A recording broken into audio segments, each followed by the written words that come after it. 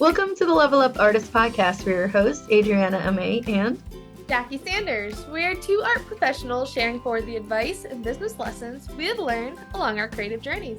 We talk to artists, leaders, and art professionals to demystify the creative process and discover new ways to succeed as a career-minded artist.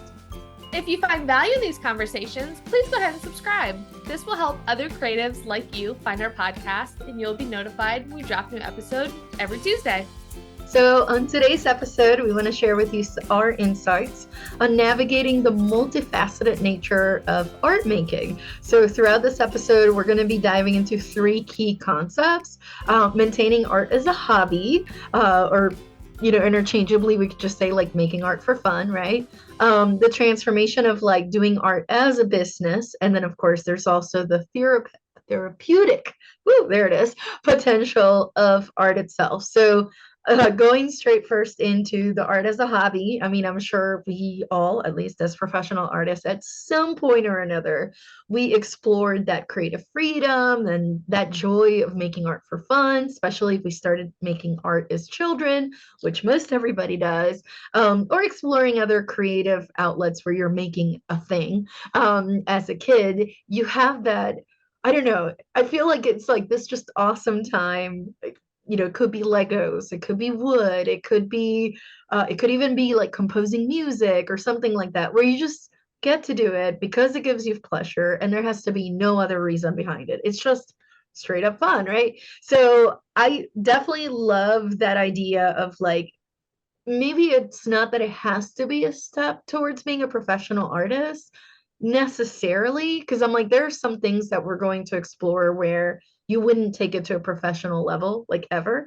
But just that idea of like giving yourself permission to say this is not a waste of time. It is okay to have a pocket of time to play with X. Like, for example, for me, it could be something like cooking, learning some new recipes, and I don't know, trying to make something from scratch. It's something I've done since I was a child. Thanks, Mom, for forcing me to be your cooking assistant at one point.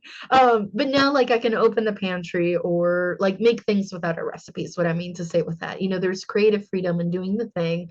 And like, if I'm making cupcakes, it's just for me and my husband. Like, it's not like we're going to sell them to anybody. So there's no pressure. We can just have fun. And if it doesn't work out, you discard it and move on, right? Or, for Yeah. example, gardening. If I'm putting new plants in the garden and experimenting, can this plant be next to this one or grow some veggies? There isn't that pressure either of I have to make a thing to sell later on. But how about you, Jackie? Yeah, I think that's the one thing with when you approach art and art making as a hobby, there is that freedom of creating that judgment-free zone that any hobby really has. Where you're able to just not have expectations of yourself and truly just enjoy the time that you're spending doing that. Not saying you don't have goals or like things that you're working towards within your hobby, but the only person that honestly really cares about it is you. It's just for the fulfillment of you get to define what success means for that hobby. I know, especially for me recently, having dabbled a bit back into the piano, it's been really fun having a creative outlet that is simply a hobby again after transforming my art making into a business, which we'll talk about later. But having just a creative practice just for me has really honestly given me a lot of creative energy that has influenced my art making. So things like learning a musical instrument if you're a visual artist, things like movement, working out, getting out into nature. Those are all hobbies that you can't necessarily, like you said, I'm not going to become a professional athlete at the age of 30. I don't know, you can't like walk in nature for a living. I'm sure there's some Maybe. profession where you can. But meaning like the milestones of tracking success with those hobbies is simply enjoying it, which is a really, really refreshing feeling. Yeah, it definitely is. And it definitely takes pressure off of other areas of her life. God knows, with everything we always, in modern times, we have going on, we could take some steam off for sure. And I like that idea of like, okay, having a creative outlet, whether you're making a thing or doing something creative. And who knows, for some people, maybe like coding the new drone programming is their creative hobby. Like, Yeah. that's amazing. Whatever that looks like for you. It doesn't have to be slinging paint, is what I mean with that. Whatever that creative outlet may be for you, it can give you that respite from everything else that's going on. Which leads me into, well, us talking about once that art or creative outlet starts becoming a business, right? And how to navigate that new landscape that you're getting yourself into. Um, this is something, and I find this hilarious. Actually, sometimes it just makes me wonder more than just being funny. It's just, I don't know, it just kind of makes me wonder. I don't know at what point in history, relatively modern history, associating art with money became a no-no, a taboo of some Mm. sort, because whenever this comes up, especially if I'm feeling a little bit bold and smarty pants, I'll bring up to people and be like, so Da Vinci and Michelangelo and all these big greats, and I love to use like Italian Renaissance times because like there's some well-known names. They worked on commission. They worked for money. This is Teen Mhm. Chapel. This was not I did it for the Vatican because I love them so much. No, there was teams of artists that They all didn't do had it for families. exposure. They didn't do it for exposure. Yeah, they all had families and team of artists working with them who also had families and children to feed. Like Yeah. like they worked for money. So I'm Yeah, wealthy families would have like their like, own artists. They were a patron of the yeah, arts. And yeah, so it was very much a business and status symbol if you were yes, able to afford, well, this is our family portrait artist, and yeah, they do yeah, the portraits for to document their kingdoms. Like yeah. that's how it worked. Yeah, I've said it in other episodes, but please, if any of you are like actual art historians, please help us out with this one. We Yeah. inquiring minds must know. Like, when did it turn into an ugly association? Now I get it. Maybe the 80s is where it happened, cheesy mass-produced stuff that you go, what is that? That's a different story for a different day. As a child of the 80s, I can't hate on it too much. All I can say is like I don't know at what point it became this like negative connotation. Um, but where I'll give the quote unquote critics in the story a little bit of credit is to say that yes, there can be kind of an element that comes into play when someone is like they're compromising their artistic vision and Mm. and maybe not even necessarily thinking about like okay, the business side and the art side can be separate to a certain extent, like you can balance the two. It doesn't have to be like I only make art because this is popular and money. Like there's other Mhm. ways to handle it where you can say like I make this thing that I absolutely have to make, and then I'll figure out like how does this tie in to create like to make this passion, right, and turn it into a sustainable livelihood. Like there are ways around that, and of course if you've listened to our podcast before, this is one of our favorite topics to talk about. It's like all the different ways that we can make a career, an artistic career, and it isn't always, you've probably heard, especially with the interviews that we do, it isn't always what you may consider like the traditional paths of, well, you have to be a college professor, or you only make it out of original art, or you get some really select patrons and that's the only way to make money. Like Mhm. there's all these different ways, so definitely listen to other episodes. We have a great one not that long ago about creative careers, cool to Mhm. check out if you need ideas. But I don't know at what point there was like this disconnect, but that's part of what we try to demystify through a podcast like this one. It's like it doesn't have to be one or the other. You could have an authentic artistic practice and a business, and they're together. Yeah. Yeah, and I think that's the biggest hurdle that so many artists the roadblock that they come to where they aren't sure where to go because Mhm. they don't want to be known as to what you were mentioning as quote unquote selling out and just making artwork because it sells. But there's this weird connotation of like, okay, well, it has to be this hidden and precious object to be seen almost as authentic. To where if you're putting it out on social media or marketing and putting on your website, I think, and when you're an emerging artist or trying to shift from a hobby to a business, that's where when people say it feels quote unquote like icky to self promote yourself, it's a weird mindset shift to even think that other people will see value in it, which newsflash, they will. But then also to, you kind of have to shamelessly promote yourself and your work as if it were any other product and you are just the business owner. That is one thing I talk to a lot of artists about when they come and visit our studio and here on the podcast, is that shift from hobby to business is you really have to fine tune those business skills, because that's the biggest difference. The art making is its own process. Your style, your creative voice is almost like in one column, but the things like marketing, networking, maintaining professional business relationships, having financial systems, organization systems, the not so beautiful and flashy parts about a business, those need to be developed and in place. And the product you just happen to be selling is artwork that you make, which again can be a hard pill to swallow for some artists, because so much of our soul goes into the work that we make. It's our passion, our self-worth, like our stories, like all these emotions go into these objects that are very precious to some people.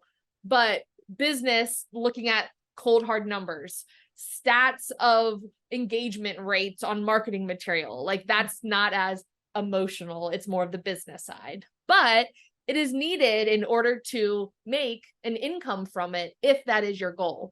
And so fine-tuning those business skills is super, super helpful, I think, for any artist, but especially if you're looking to make, as you said, Adriana, a sustainable livelihood with it.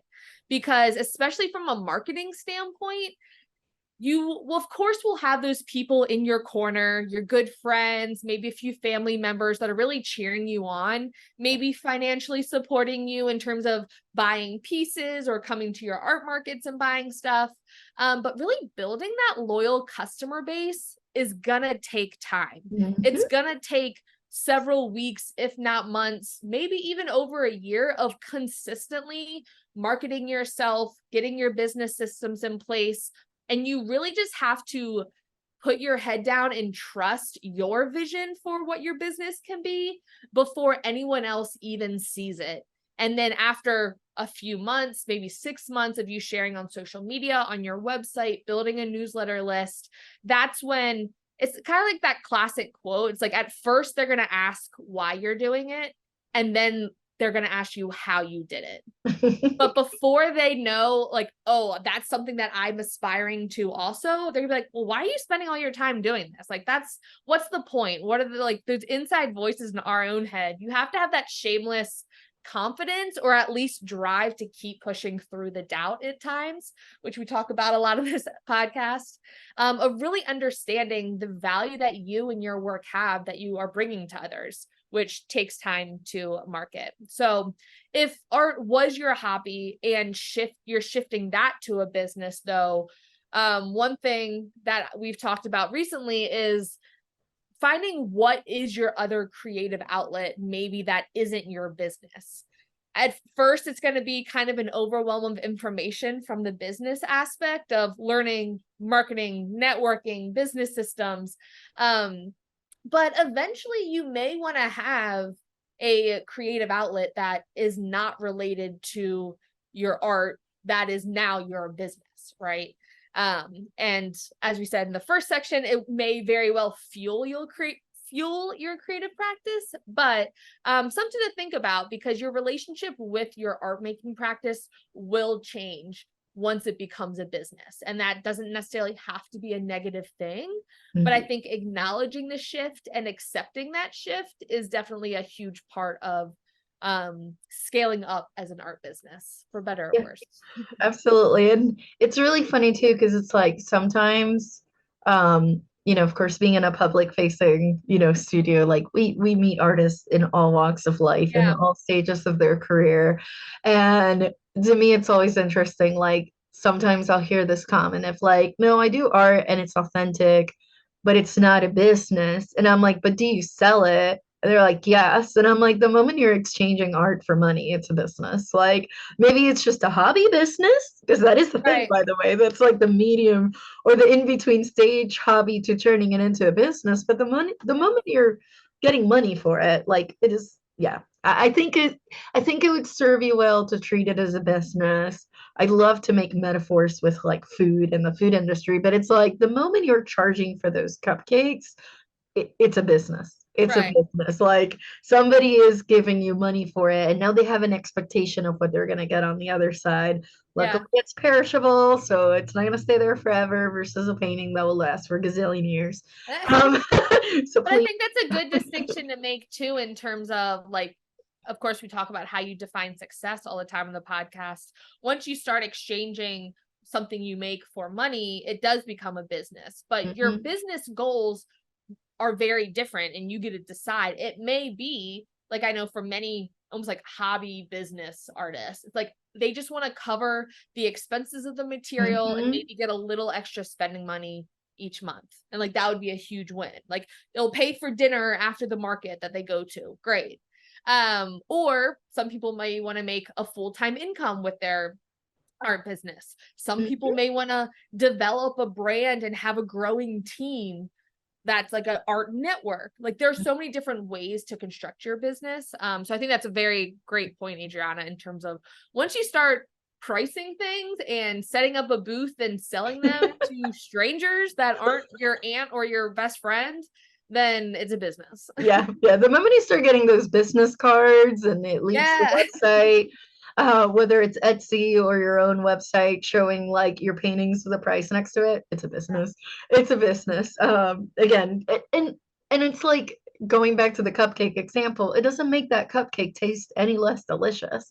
Like it doesn't have to affect one thing or the other. But a couple other things to think about on this topic is there are infinite branches to what we call the quote unquote art world, right? Um, One of the things you're going to be thinking about as you develop this as a business is what group do you want to reach? As we've said many times on this podcast, and it's everywhere on the internet too, from all kinds of very smart people out there. If you try to talk to everybody, you're talking to nobody. Like you do have to narrow it down a bit. So some of you listening to this might be like, well, I want to enter galleries. Okay, great. What kind? Like galleries come in all flavors. Galleries come in those that are most artworks under 1,000. Most artworks we got, 15,000. Some of them only do artworks of dead artists of $1 million and up per piece.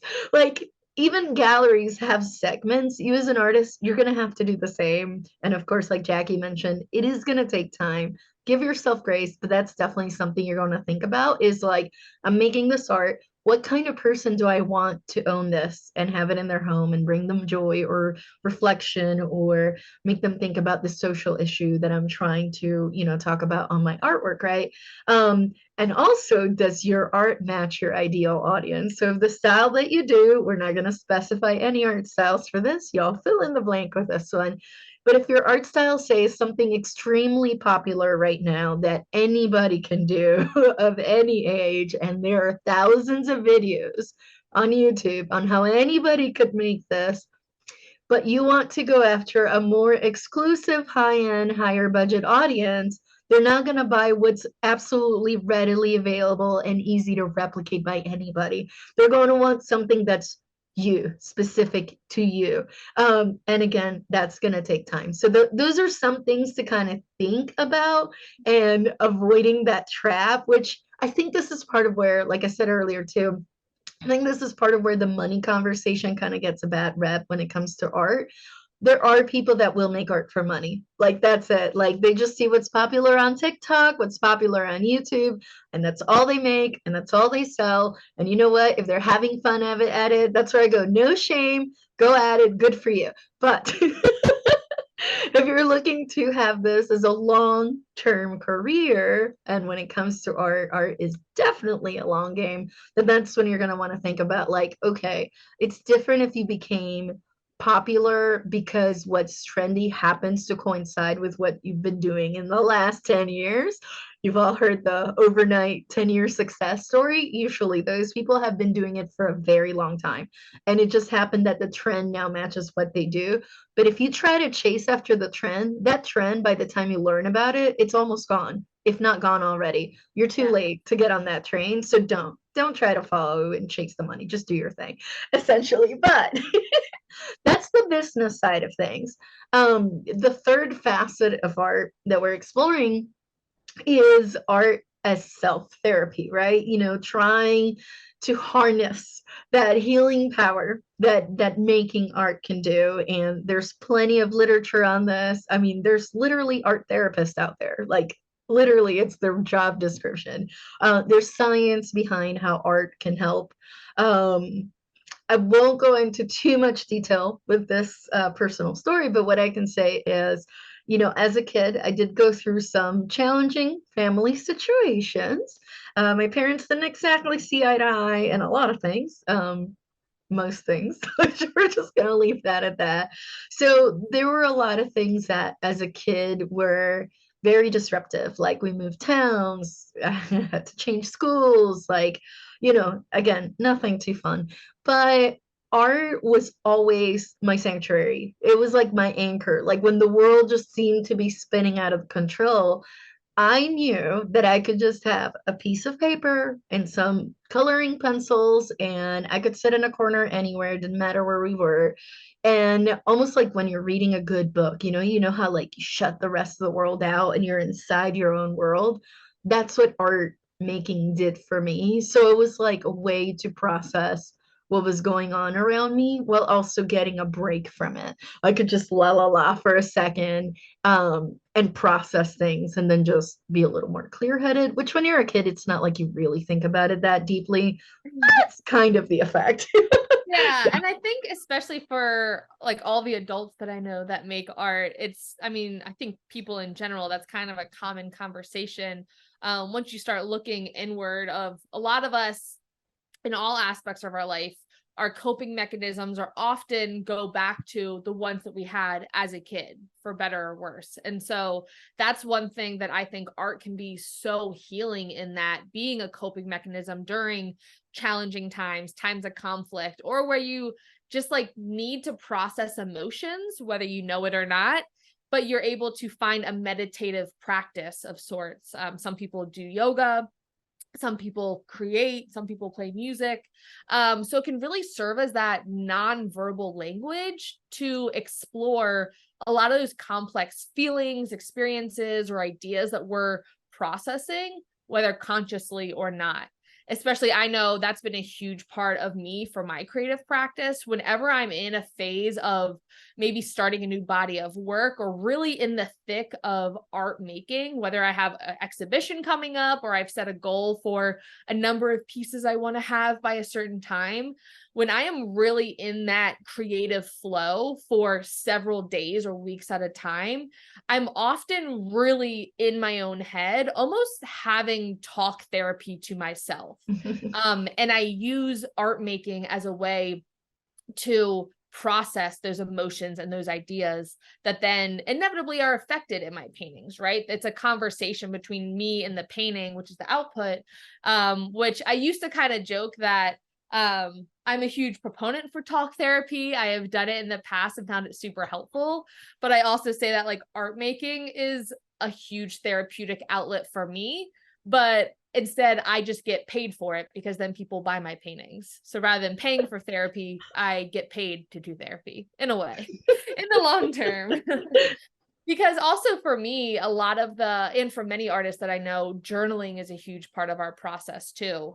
So obviously written language is very different than visual language, but it can be another tool that you can use for self-reflection, releasing those emotions. And for me, that's how it serves as almost a creative warm-up, starting with journaling, becoming present with my thoughts, and then allowing those thoughts and emotions that came up during my journaling to really be expressed when I am making art itself.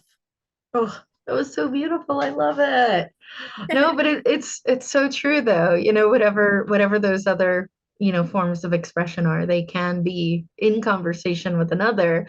And it's like, if you're really trying to go for art that's authentic, you will have to look inwards at some point. Yeah. And it can help with some of the things you're going to find there when you start digging back into those memories you filed away a long time ago. But no, I love that idea of like, this process of thinking of art as a way of self-therapy. Like it can help you channel those emotions, like you said, into, in this case, a tangible form of emotion.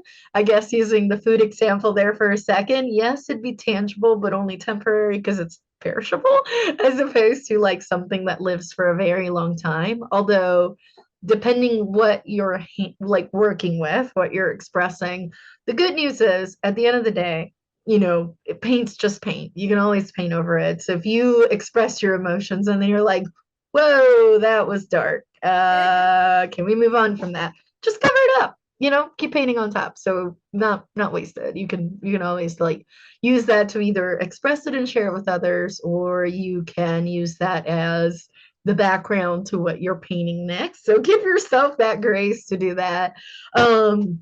But I will say too, as we talk about, therapy and art, words, terminology together, depending what you're going through, like, yes, using art as therapy is fantastic.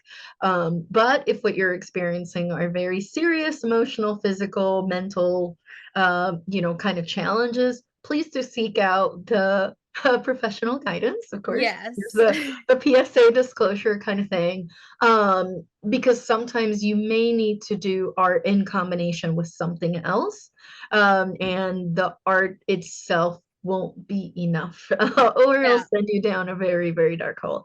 Yeah. Or utilizing art therapy with the help of a professional art Yeah. therapist who can Yeah. use it as a guiding conversation. Yeah. Or as you mentioned, in conjunction with talk therapy, then after maybe having, a 2-hour painting session after your weekly talk therapy session to unpack it, process it, but also consulting a professional in order to really work through those things that need it. Yeah, yeah, and depending what it is, like we said, hopefully if you're listening to this, everything's gravy, of course. But yes, it may be a combination of like different therapy techniques, maybe medication, maybe changes in your diet or the way that your exercise. Like there's so many things that can be involved. That yeah, please seek Yeah. out a professional. Art is just one tool of the many that are at our fingertips. Yes, it is. It's humbly my favorite tool, obviously. No bias. Just a little bit. But yeah, I do also seek the help of a mental health professional, because art is not the only thing I need to make my life work. So yay, there we are. But next up, we're going to be talking about balancing these three different roles, that we are discussing, about the hobby side, the business side, and the self-therapy side. But first, let's put in a quick word from our sponsors. This episode is brought to you by the Level Up Artists business community.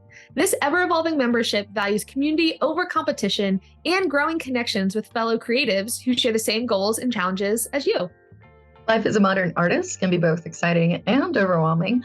Art school or self-taught, emerging or seasoned professional, there's a lot of information out there, but what do working artists actually need?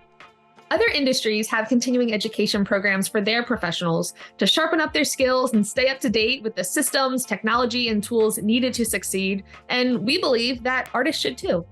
We've spent countless hours of trial and error weeding through tons of information to find the gold and creating sustainable systems that actually work so you don't have to waste your time going down endless rabbit holes.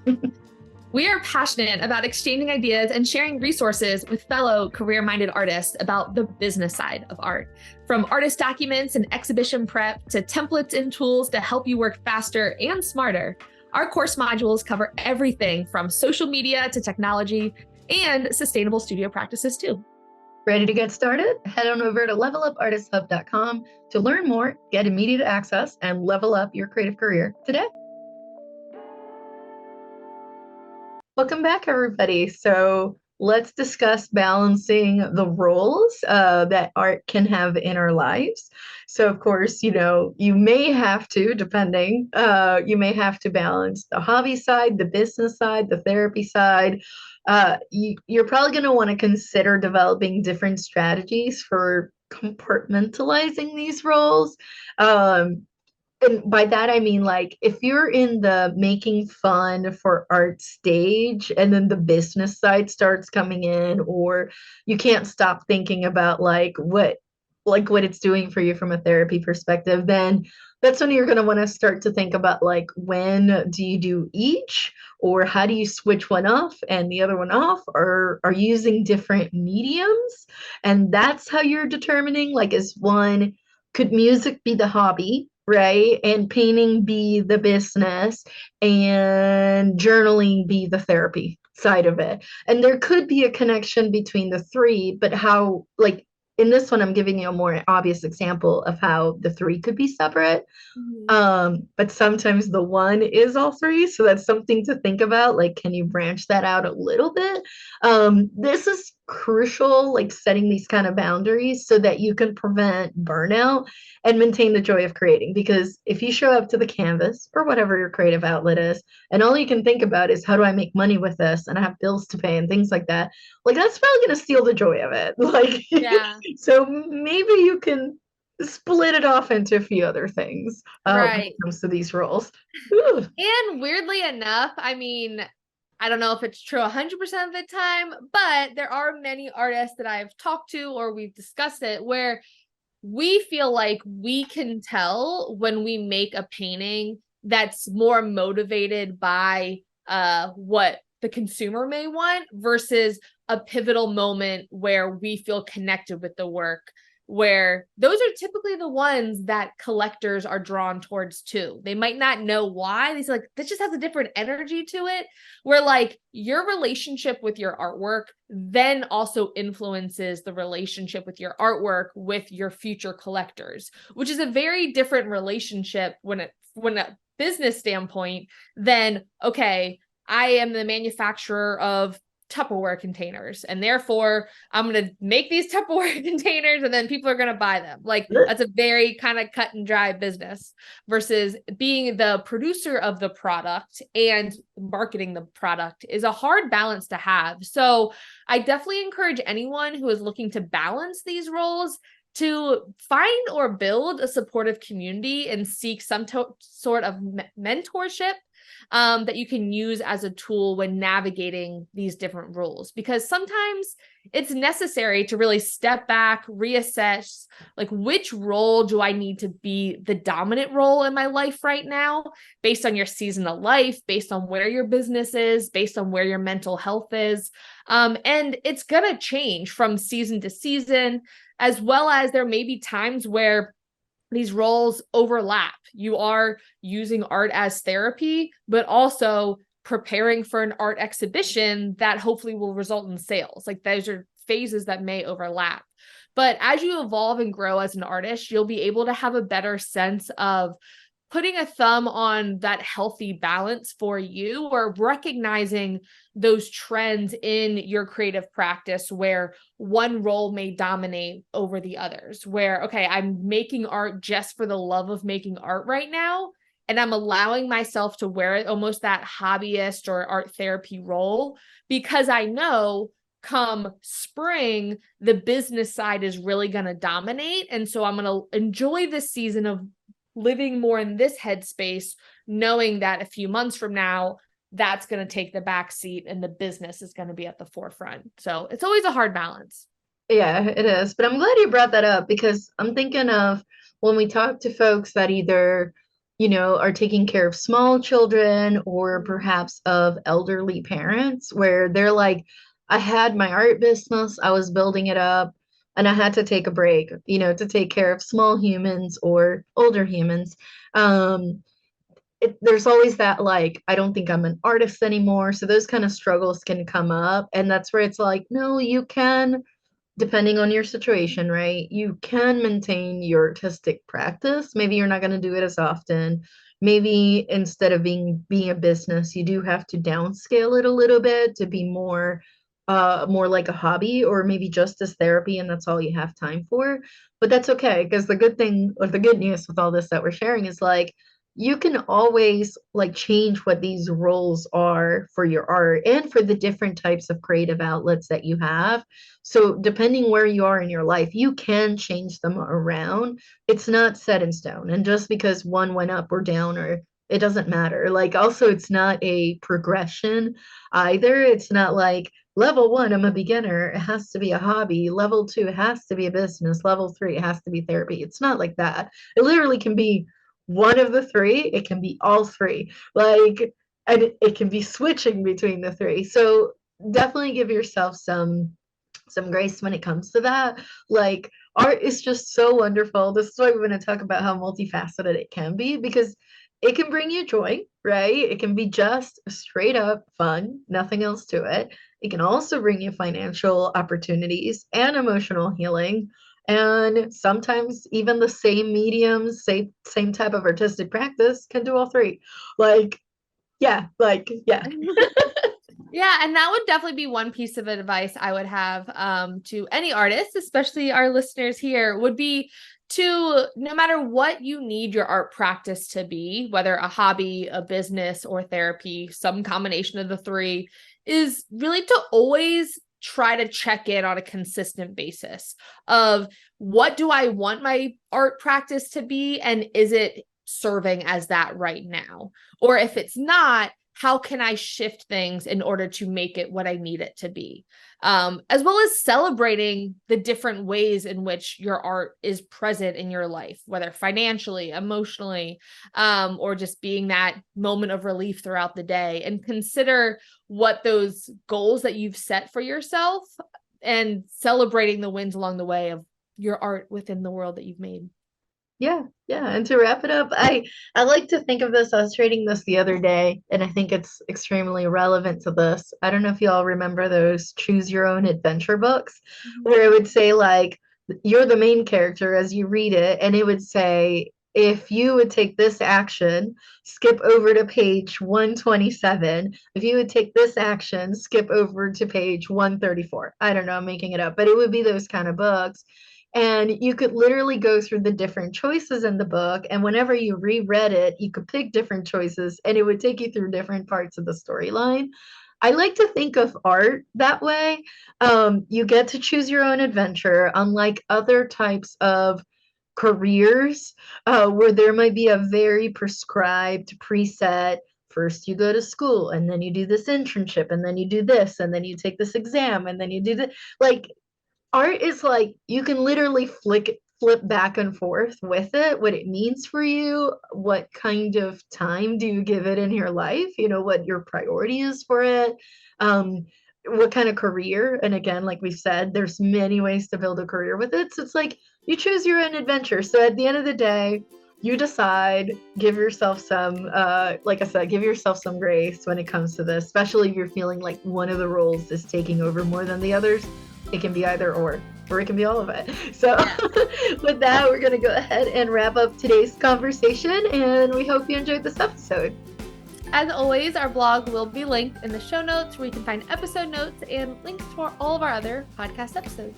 And if you want to stay connected with us in between episodes, share your feedback, or have a question you would like for us to answer on the podcast, you can reach us through social media. I'm at Mayart across all platforms. And I'm at J Sanders Studio on all platforms. And if you want to follow the podcast, we are at Level Up Artist on Instagram. Thank you so much for listening. We'll talk to you next week.